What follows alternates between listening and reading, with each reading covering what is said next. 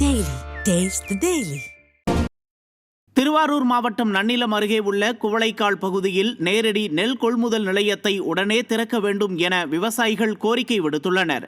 இப்பகுதியில் அறுவடை செய்த நெல்லை குவளைக்கால் பகுதியில் உள்ள நேரடி நெல் கொள்முதல் நிலையத்திலேயே விவசாயிகள் விற்பனை செய்து வந்தனர்.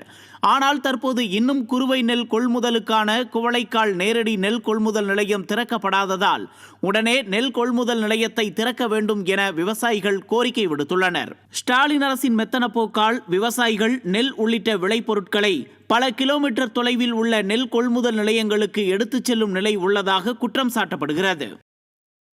விருத்தாச்சலம் அருகே ஸ்டாலின் ஆட்சியில் சீரமைக்கப்பட்ட சமத்துவபுர வீடுகள் மற்றும் புதிதாக கட்டப்பட்ட வீடுகள் வசிப்பதற்கு தகுதியற்று இருப்பதால் மக்கள் அவதியடைந்து வருகின்றனர். கடலூர் மாவட்டம் சமத்துவபுரத்தில் கடந்த 2021-2022 ஆண்டில் 39 வீடுகளை சீரமைத்ததாகவும் 60 வீடுகளை புதிதாக கட்டி முடித்ததாகவும் கணக்கு காட்டியது திமுக அரசு. ஆனால் அந்த வீடுகளில் கூரைகளில் சிமெண்ட் பூச்சிகள் பெயர்ந்து விழுவதும் மழைக்காலங்களில் வீடுகள் ஒழுகுவதும் என மிக மோசமாக காட்சியளிக்கிறது.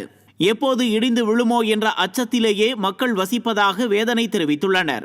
கமிஷனுக்கு ஆசைப்பட்டு மக்கள் வரிப்பணத்தில் மிகப்பெரிய முறைகேடு நடந்திருப்பதாக சமத்துவபுர மக்கள் குற்றம் சாட்டுகின்றனர்.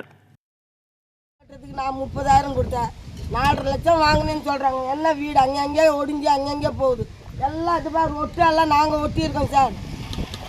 இப்படி போனா இந்த பிள்ளைங்க வாங்கி இந்த மழை காலத்துல எப்படி சார் இருக்குது? மழை எல்லாம் தொறன்னு உள்ள உயுது. அது பழைய வீடே பரவாயில்ல சார், மேலே ஓடிச்சிட்டு அப்படியே நாங்கள் ஒட்டு போட்டு இருப்போம். அது இருந்தாலும் இப்போ இது கட்டி 1 வருஷம் 2 வருஷம் கூட அவளே இப்படி போகுது சார். இந்த வீடு ஏன்னா ஒரு 10 வருஷத்துக்கு தாங்குமா சார்? இந்த புள்ள குட்டியெல்லாம் எப்படி வாயிறது? நாங்கள் இல்லாதப்பட்டவங்க திடீர்னு ஒடிஞ்சு உயிர்ந்தா நாங்கள் என்ன